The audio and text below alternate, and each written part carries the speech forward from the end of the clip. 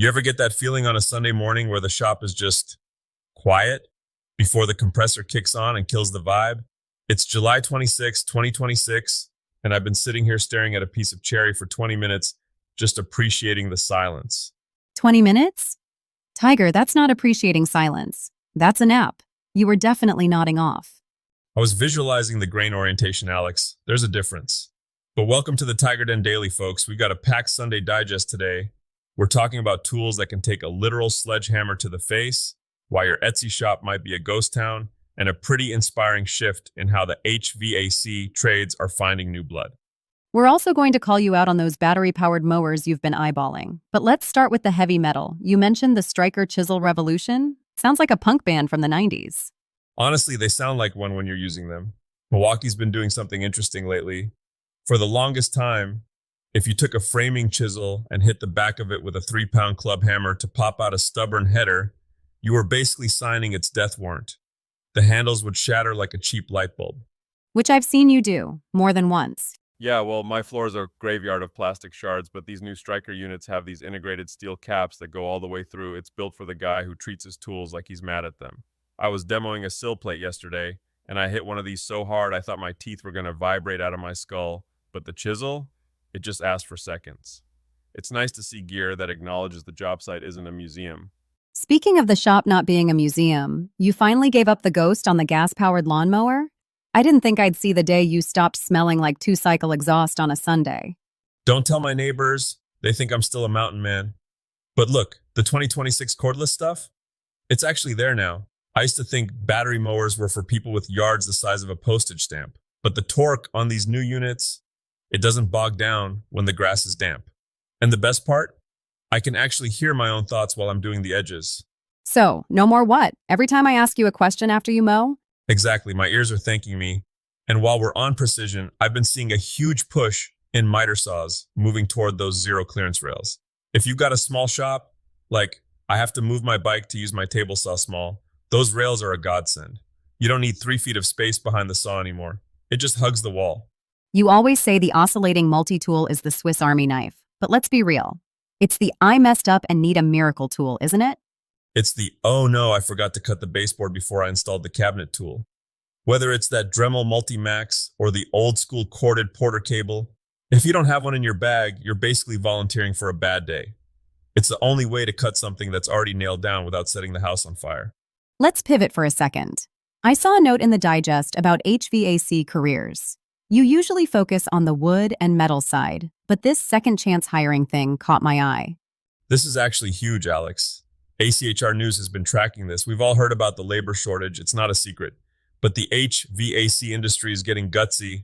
They're looking at these prison to workforce programs. And honestly, it's the smartest move I've seen in years.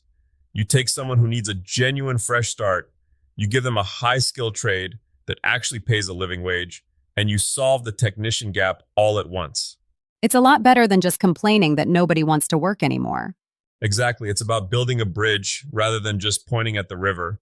If you're an aspiring tech, or even if you're looking to move from being a helper to a lead, you have to watch these shifts. The guys who are winning right now are the ones looking at smart home integration and the new refrigerant standards. The days of just being the guy who fixes the AC are over. You're a climate technologist now. Climate technologist. Look at you getting all fancy. Does that mean your workshop is finally going to get central air?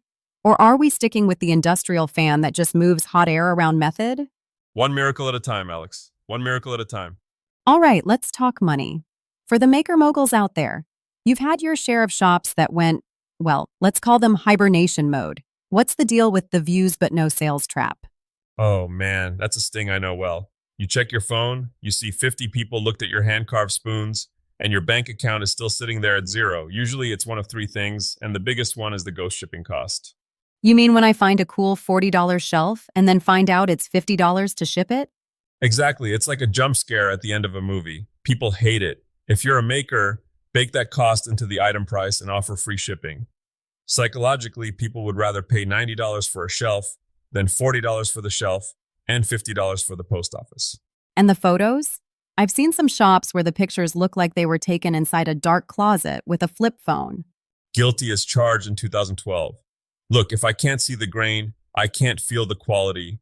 You need that macro shot. I want to see the texture of the hammered copper or the way the oil has soaked into the oak. If the photo is blurry, the customer assumes the joinery is blurry too. And you mentioned keywords, personalized home office and sustainable EDC. It's that time of year. Everyone's realizing their home office is a mess before the fall hits.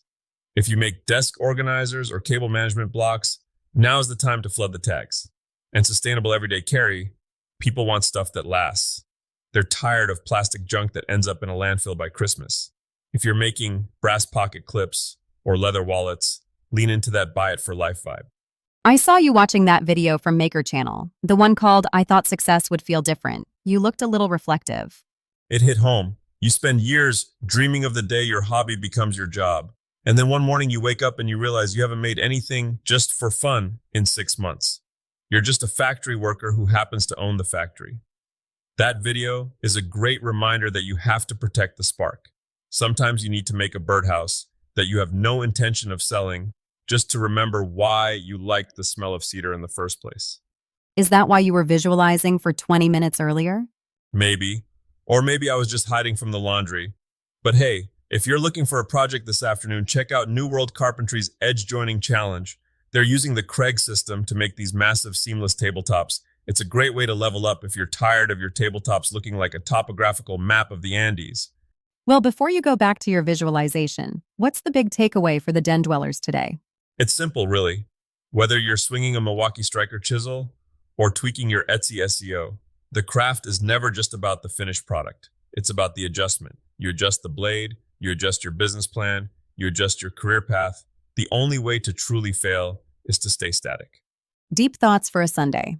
Hey, even a broken clock is right twice a day, and I'm at least as reliable as a clock from the 70s. Barely. Go get some coffee, Tiger. Stay sharp, keep building, and we'll see you in the den.